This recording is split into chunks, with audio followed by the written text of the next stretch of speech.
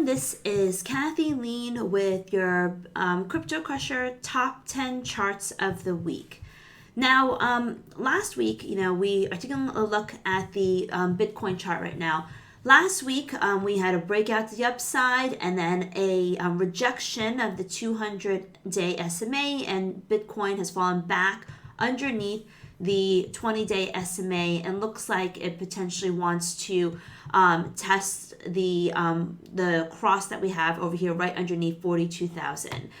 Not happy with the pullback in Bitcoin, the failed reversal, but I think it's kind of reflective or indicative of the overall decline in volatility that we have seen. At this stage, I think 45,000, 42,000 are the levels to watch in Bitcoin. A shorter term chart suggests that 4-hour chart, we should find support around 43,000, around these levels, but I do think that it may trickle lower towards 42,000. We'll have to see how that plays out, but right now, still range bound. We did have this breakout of this triangle pattern here. That, for the time being is still holding, and it all coincides around this levels, but I think it's going to magnify towards that. It's going to want to test the lower bound, probably find support there, maybe bounce off that level. We'll certainly see some buyers swoop in at that price point. Ethereum, also, we're seeing a little bit of weakness there where, Ethereum dropped below the 20 SMA. And it's kind of rejecting the 3,300 standpoint. Looks like it might want to pull down to the 3,000 standpoint. I do believe that we could be in a position where this is not a pretty candle. This is a rejection candle.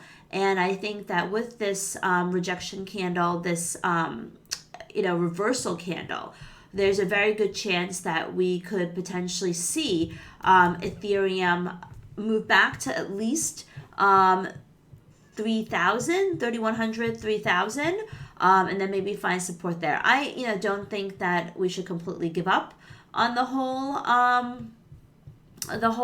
rally, but I think we could see a little bit more of a shakeout before that happens. And then we have Binance. Binance is much more consolidative, not doing much at all. It's holding above the 100 SMA, moving a little bit lower. But I think that, it's finding some support at the 100 SMA. I think it could do that and maybe start to, consolidate around that level. Litecoin, with regards to Litecoin, below all of the major moving averages, so we definitely don't like to see that at all. And I think, it's very, very clear here that we have a situation where it's weak and it looks like, it wants to continue to trend lower and possibly move down towards the 100 level. Solana, with Solana also pulling back, but Solana's got a lot of support at 110, so definitely something to pay attention to because it's got a lot of support at 110. We obviously like to see that. And I think, for the most part, what you'll see here is that, if we hold 110, we could hold 110. There could be some buyers coming in at 110. It could snap back towards 115. But if we break below 110, next stop is 100 for Solana. Luna, we're below the 20 SMA. Looks like it wants to continue to extend lower, maybe down to 92. And because this is the first time that we're seeing this significant close below the, of course the day has to close, below the 20 simple moving average and possibly below this trend line. If we do close here underneath 98.50, we'll probably see a deeper slide down to 92, but it has to close underneath 92.50. Polkadot also rolling over a bit, support at 19, and I think, wants to test that point. I can see it moving down there. Cardano, 3 days of lower highs. Looks like it wants to get down to possibly parity. I think, that could happen. That is obviously a ways from here, but I do think we could see that happening, and we could see Cardano moving towards that level. And then let's see, what else do we have? With Ripple, we're holding support at the 100 SMA, so we should find some support there.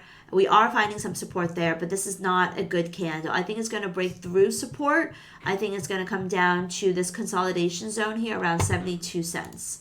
Doge, I don't expect much. I think, we had a huge rally, a huge pullback. I think it's just going to consolidate between 1350 and 1550 for the week ahead. And Shiba Inu, looking weak, looks like it wants to roll over for further weakness. But at most, I think it's going to come down to this region over here. All right, so that's basically what we're looking at for the week ahead.